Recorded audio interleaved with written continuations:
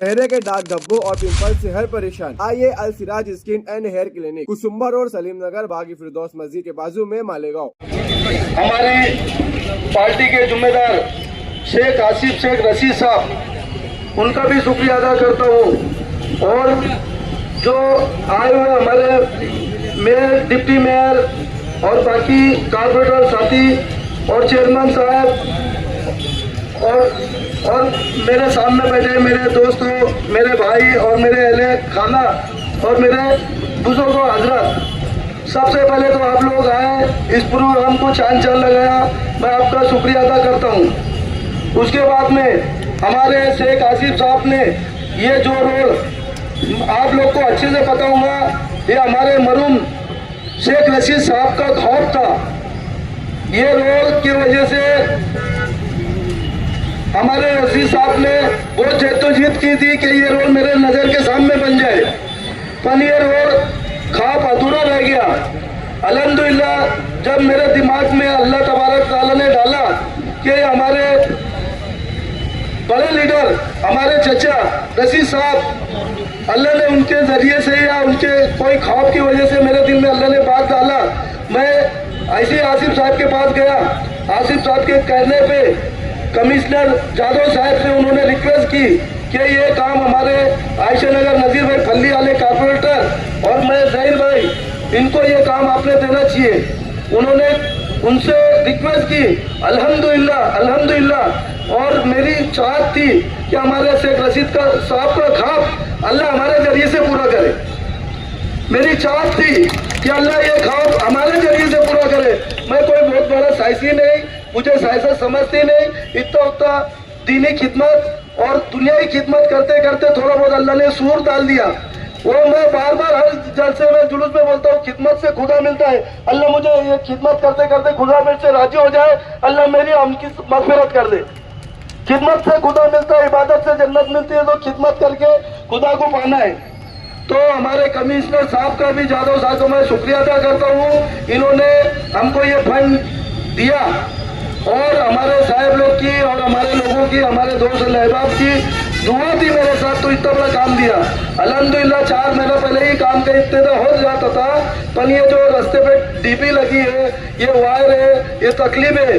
और हमारे खालिद हाजी साहब और मैडम से और आसिफ साहब से मैंने गुजारिश की कि हाजी साहब हम लोग को अंदर डिवाइडर भी चाहिए, अंदर डिवाइडर। अल्हम्दुलिल्लाह उन्होंने कहा कि हम डिवाइडर भी करेंगे। और ये आयशा नगर की नाक है, हमारे सगीर भाई और जाहिद भाई ने बताया नील की हड्डी, वाकई में आगरा रोड की इधर की नील की हड्डी है।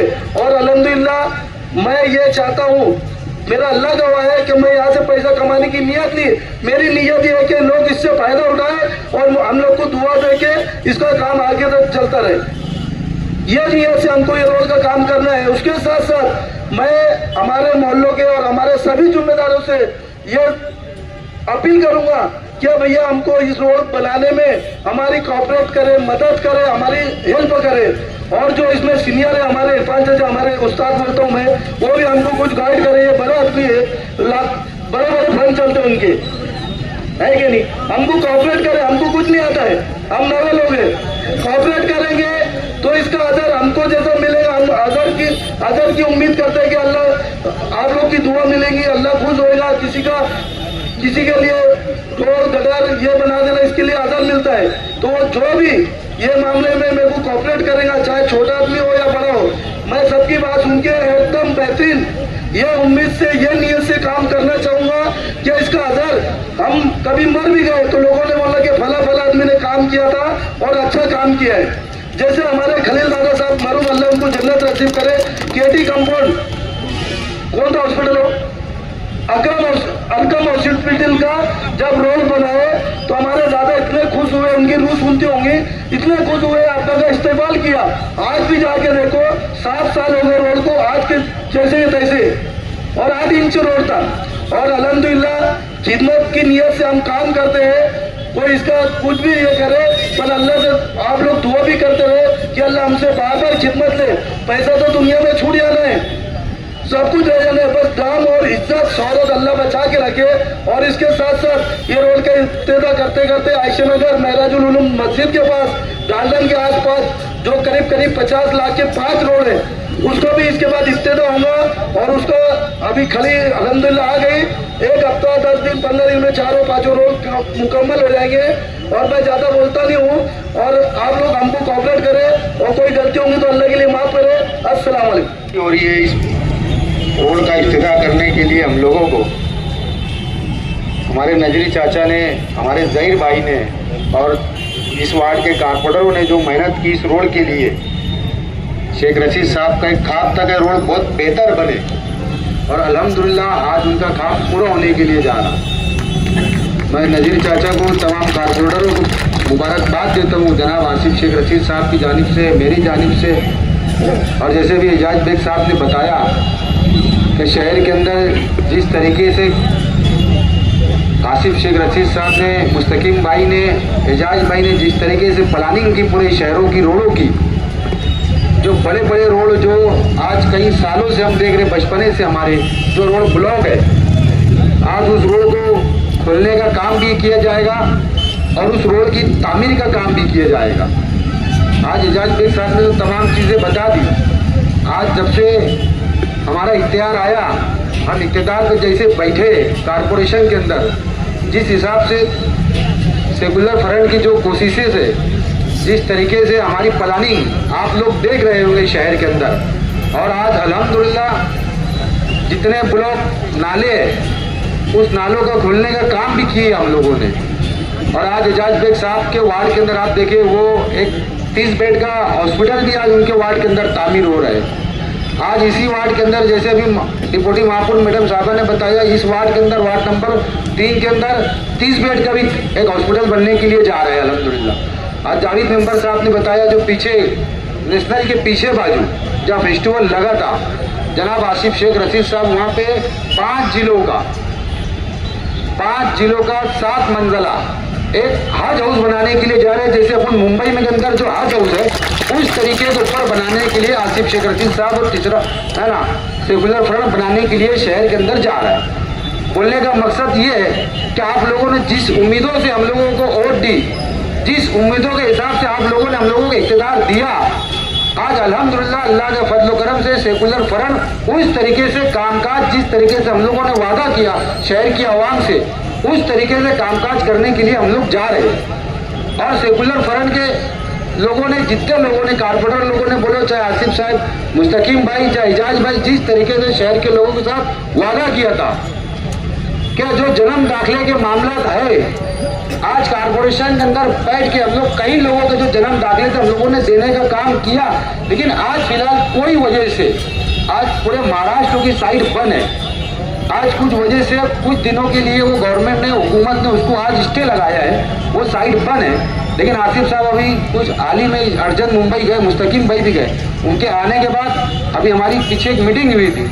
उस मीटिंग में ऐसा तय हुआ कि पूरे टोटल 43 नगर सेवक, आज जो पुणे के अंदर उसकी जो ऑफिस है, आज वहाँ पे जाके हम वहाँ धरना आंदोलन करके उस जो साइट बन है मालेगांव की नहीं, पूरे महाराष्ट्र की बन है, और वो साइट को चालू कराने का काम करेंगे ताकि हमारे शहरियान को और महाराष्ट्र के मुसलमानों को जन्म दाखिले मिल सके। आज SIR का सर्वे चालू है। आज कई लोग घबरा रहे, हम लोगों को फोन आ रहे क्या रे साइट बन है और जन्म दाखिले नहीं मिल पा रहे। तो मैं शहरियान से मैं गुजारिश करूंगा कि 2-4-8 दिन की बात है, इंशाल्लाह और अल्लाह से दुआ करूं कि हम पुणे जाने के बाद अल्लाह ने चाह हम ऐसा करेंगे इंशाल्लाह, वहाँ जाके बैठेंगे इंशाल्लाह तो साइट चालू करा के उठेगा अल्लाह ने अगर चाह तो। और मेरी तमाम शहरियान से गुजारिश है, और खास तौर से इस रोड के जितने भी धंधा व्यापार करने वाले लोग हैं, क्या अल्लाह के वास्ते जब रोड का काम शुरू होगा, रोड बनने के बावजूद भी रोड बंद भी जाए अगर, तो अतिक्रमण प्राय मेहरबानी मत करना, तो मैं सीधा एजाज बेग साहब को भेजूंगा। और एजाज बेग साहब ने बाकायदा 50 लोगों की टीम, जैसे बताया है 50 लोगों की टीम आ गई। लोग मेरे से अभी सवाल करते, एजाज बेग साहब अभी मैं गांधीनगर चौक में गया था, यार अतिक्रमण क्यों रुक गया? मतलब अतिक्रमण इसके लिए रुका है कि जो हम लोगों को टीम कम पड़ रही थी, आज हम लोगों ने 50 आदमी को हायर किया है, और वो 50 आदमी जो हायर रहेंगे इंशाल्लाह वो 24 घंटा ड्यूटी करेंगे। जैसे हम मुंबई के अंदर जाके देखते और दीगर शहरों के अंदर जाके देखते, टोचन गाड़ी जो रहती है, जैसे ये मोटरसाइकिल हमेशा के लिए खड़ी रहती है, मैं जब देखता हूँ अभी प्रोग्राम ऐसा नहीं, अभी अगर आप आएंगे इससे पहले, अभी आप जाओ 10 बजे के बाद आओ, देखो ये जो गाड़ी खड़ी है मैडम की, वहां तक का पूरी गाड़ियां खड़ी रहेंगी। इंशाल्लाह जब वो 50 टीम की जब टीम हायर होंगी, जितनी टू व्हीलर अगर खड़ी रहेंगी वो कारपोरेशन के अंदर जमा होंगी और 1500 रुपये फाइन भरना और गाड़ी लेके आना। ये पूरे शहर के लिए, इस रोड के लिए नहीं। हम चाहते हैं कि जैसे और शहरों के अंदर बहुत ज्यादा दूर मत जाओ, नदी के उस पार देखो वहाँ अतिक्रमण नहीं मिलता। नदी के उस पार लोग बेतरीके से गाड़ी नहीं लगाते, नदी के उस पार जाते को बेतरीके से वो लोग अतिक्रमण करके धंधा व्यापार नहीं करते।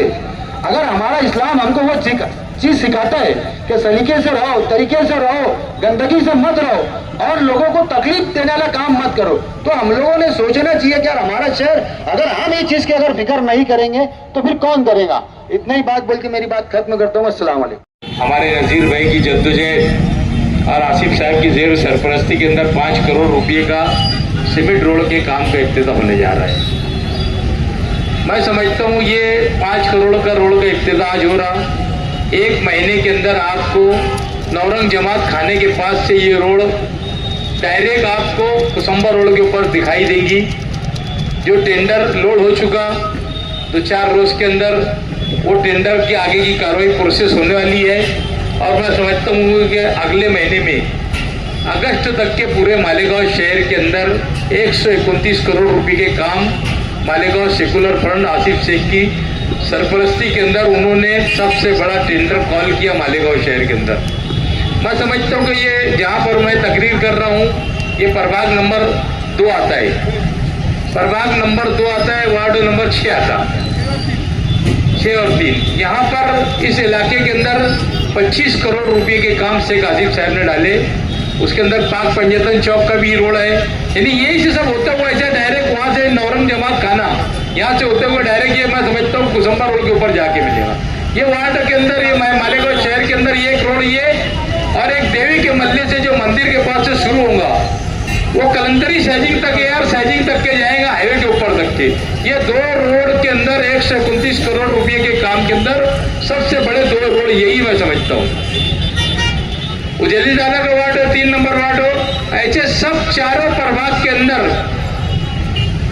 एक से एक रोड जो बंद थे, जो अभी तुम्हारे समाजवादी ऑफिस के सामने से जाता तो डायरेक्ट नजीरा एक्सरे के पास निकलता, मुझे मोहम्मद अली रोड टच हो जाता। नाग साहब से होता हुआ रोड पीछे खोल रहे थे, कोई वजह से ये हो गया तो लोगों ने वहां पर बराबर वहां पर अतिक्रमण किया। मगर हम पहले से दिन से बोलते थे कि तुम अतिक्रमण करेंगे तो भी निकालना पड़ेगा। अब हम लोग सब जिन जहाँ पर अतिक्रमण किया गया है और जो लोगों ने जिन लोगों की जगह है हम लोगों को जहाँ रोड खोलना है हम उसका प्रोसेस शुरू करें। अब जो जमीन मालकान को बुलाएंगे उनका पैसा कितना होता कायदे से उनको पैसा दिया जाएगा, उनकी जमीन को रोड के लिए एक्वायर किया जाएंगी और वो रोड खोला जाएगा। मालेगांव के अंदर मैं समझता हूँ कि इस वक्त तो आप देखेंगे कि ये बॉडी जो काम करने का जा रही है ये 2.5 साल के अंदर आपको दिखेगा कि आपने 15 साल के अंदर ऐसा काम मालेगांव शहर के अंदर 15 साल की तारीख पे काम नहीं हुआ होगा। ये 2.5 साल के अंदर ये बॉडी काम करके आप लोगों को देना बड़ी खुशी का मुकाम है कि भाई 60 फुट का रोड है, हम 60 फुट नहीं बनाने वाले, अब इसको 100 फुट रोड 90 फुट रोड बनाने वाले। जो अतिक्रमण करते हैं इसके लिए हम लोगों को पूरा रोड करना है और अतिक्रमण वालों के बारे में मैंने कहा था और आज फिर बोल रहा हूँ कि हम लोग अतिक्रमण बंद करने उड़ने वाले नहीं है। हम लोगों का जो टेंडर था टेंडर खुल गया, 1 तारीख 2 तारीख 5 तारीख तक हम लोगों को जो 50 गार्ड हम लेने वाले थे हमको गार्ड मिल जाएंगे। हम शहर के अंदर अतिक्रमण पूरी ताकत से करेंगे, उठाएंगे और कोई भी अतिक्रमण करने वालों को बख्शा नहीं जाएगा। कोई भी हालत के अंदर अगर कोई समझता होगा अतिक्रमण बंद है हो जाएगा ये हो जाएगा, तुम देख लो हम लोग जो गार्ड ले रहे हैं वो सुबह 10 बजे से तो रात को 10 बजे तक के वो हमारे साथ काम करेंगे।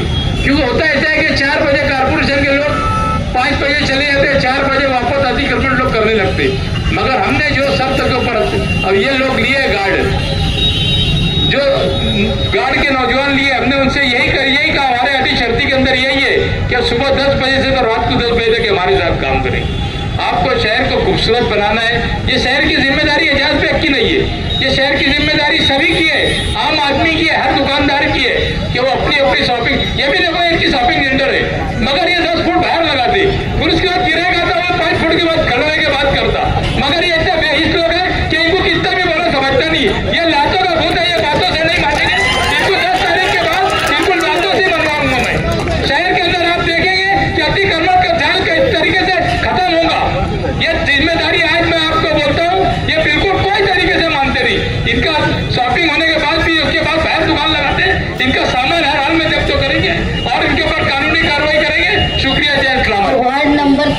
और 6 का रीढ़ की हड्डी है ये रोड। मैं ये मानती हूँ कि मालेगांव शहर के मशरकी हिस्से में कुसुम्बा रोड के बाद सबसे बड़ा मसरूफ रास्ता ये है। तो इसलिए सिर्फ वार्ड नंबर 3 और 6 की नहीं, मालेगांव शहर के शुमाली हिस्से की तमाम आबादी के लिए सबसे मसरूफ दूसरी रोड ये है। इसलिए इसका फायदा सिर्फ वार्ड नंबर 3 और 6 को मिलेगा ऐसा नहीं, शहर की बड़ी आबादी को इसका फायदा मिलेगा।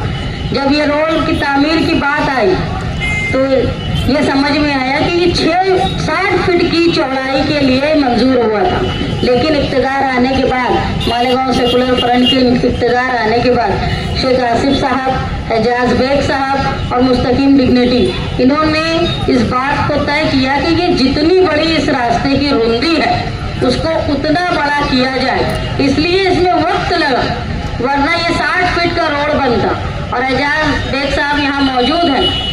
ये रोड सिर्फ यहाँ से लेके उस कोने तक कर देना इतना ही नहीं है, मालेगांव शहर की सबसे चौड़ी और लंबी रोड बनाने का इरादा है, जो यहाँ से शुरू होके हबीब लॉन्स और उसके आगे तक, जहाँ मालेगांव शहर की बॉर्डर खत्म होती है, वहाँ तक ये रोड जाएगा। ये प्लानिंग सेकुलर फ्रंट की है। जावेद भाई तकरीर में बोल रहे थे कि ये रोड ऐसी बननी चाहिए, तो आपको हम लोग बता दें कि ये सिर्फ तामीर रोड का नहीं, डिवाइडर के साथ साथ ये पूरी रोड का सुशोभीकरण करने का भी फैसला अगले बजट में इंशाअल्लाह होगा। मैं उम्मीद करती हूँ जिस तरह मालेगांव सेकुलर फ्रंट ने ये तय किया है कि मालेगांव के मशरकी हिस्से में कारपोरेशन का कोई हॉस्पिटल नहीं था, तो ये तय हुआ कि कुरैशा मस्जिद के पास एक 30 बेड का बड़ा हॉस्पिटल बन रहा है। इसलिए काबिल मुबारकबाद है शेख आसिफ साहब, जिन्होंने कोशिश की और मंजूरी दिलवाई। तो ये जो रोड आगे जाएगा तो हॉस्पिटल में जाने आने वालों के लिए भी ये फायदेमंद साबित होगा।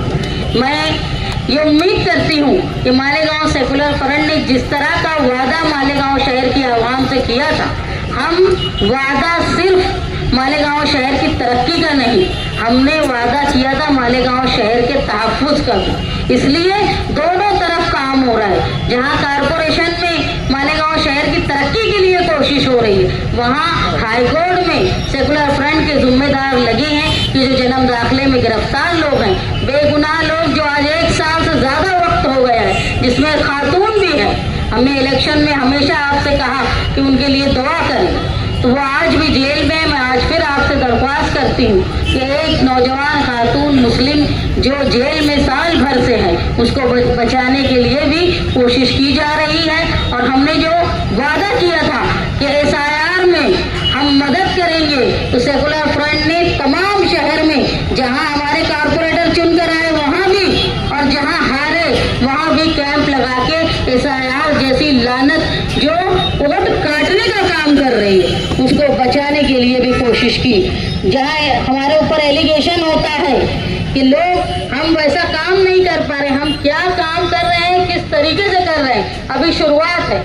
आप आगे धीरे धीरे देखेंगे कि सेकुलर फ्रंट के जिम्मेदार, चाहे वो शेख आसिफ साहब हो, एजाज बेग साहब हो या मुस्तकीम डिग्निटी हो, ये बहुत प्लानिंग के साथ काम कर रहे हैं। लेकिन इसके लिए आप लोगों का साथ जरूरी है।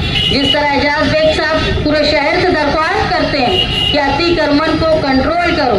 अतिक्रमण सिर्फ एक जगह पर कब्जा कर लेना नहीं है, ये ऐसा बड़ा तकलीफदेह चीज़ है जिसकी वजह से हादसात होते हैं, जिसकी वजह से स्कूल से आने जाने वाली लड़कियों को छेड़खानी का शिकार होना पड़ता है। मैं खास तौर पे इस रोड पे बोलना चाहती हूँ कि यहाँ से गुजरने वाली बड़ी आबादी है, जिसमें बच्चियाँ भी होती हैं, बच्चे भी होते हैं। हादसात और उनकी इज्जत महफूज रहे, इसीलिए अतिक्रमण पे कंट्रोल करना ये आपका ज़मीर ने आपको बोलना चाहिए। एजाज बेग आपको बोले इसका इंतजार नहीं करना चाहिए। हमारी कौम की बच्चियाँ जाती है, भीड़ में उनको धक्का मुक्का किया जाता है, छेड़ा जाता है। क्या आप पसंद करेंगे कि अपने घर की बच्ची को कोई धक्का मारे? तो हर गुजरने वाली बच्ची को आप अपने घर की समझे और अतिक्रमण पे कंट्रोल करें, ताकि मालेगांव में होता हुआ काम आसान हो। मैं गुजारिश करती हूँ लोगों से कि आप हमको दुआओं से नवाजें। जिस तरह की कोशिश हम लोग कर रहे हैं, फिरका परस्तों का मुसलसल हम लोगों पर दबाव है, मालेगांव शहर की ऊपर नजर है फिरका परस्तों की, वहाँ पे जिम्मेदारी मेयर साहबा नसरीन शेख निभा रही हैं। एक औरत का इक़्तिदार में आने